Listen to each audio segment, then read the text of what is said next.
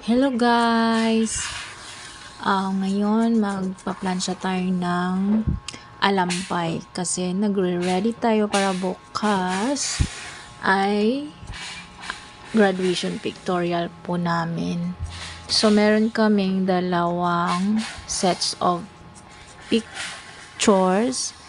Yung isa graduation with toga, then yung isa naka-Pilipiniana style. So ito yung pinaplansya ko ngayon. Tawag dito ay alampay. Nahirapan lang ako ng konti magplansya guys.